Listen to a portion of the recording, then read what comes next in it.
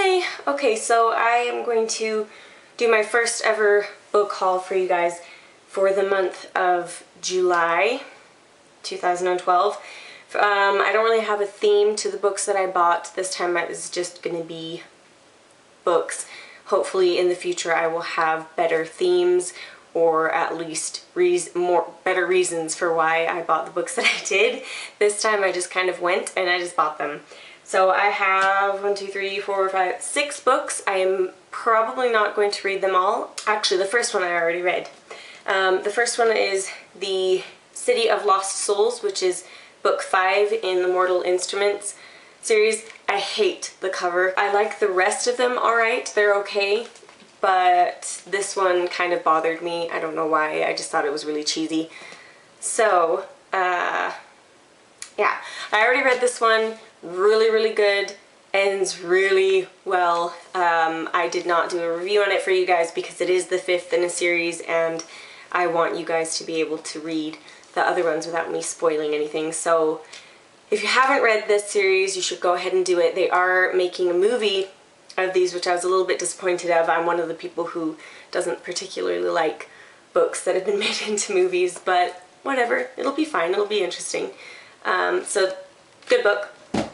The next one I got was, that's by Cassandra Clare, by the way. This is called Fairy Tales and Nightmares by Melissa Marr. She's the author of the Wicked Lovely series, and I love those books. They're amazing.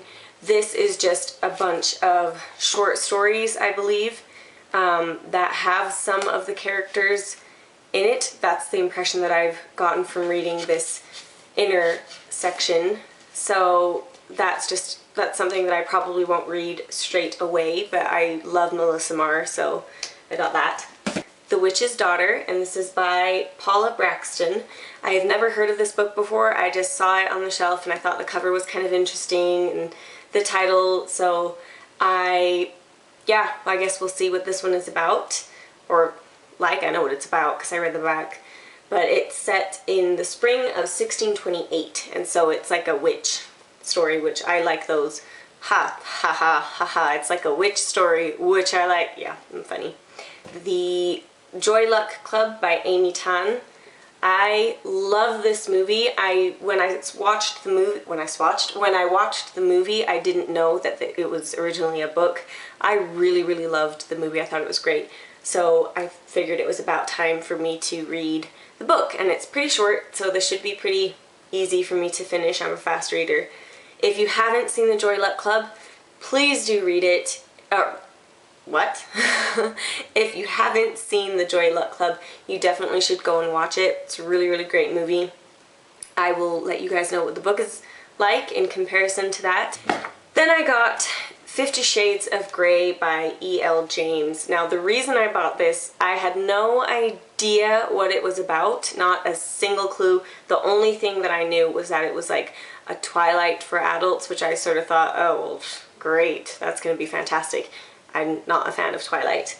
But I've been hearing so many things about this book and this trilogy that I thought, okay, well maybe I should pick it up and read it.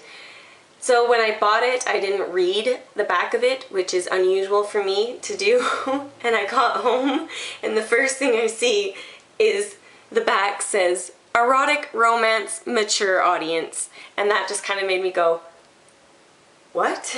So I read the back of it and then heard other people saying that it's a very sexual book. So this is going to be pretty interesting. I did not buy this knowing that it was going to be sort of freaky. So, well, I guess we'll see how it goes. So, a little scared. The Fellowship of the Ring.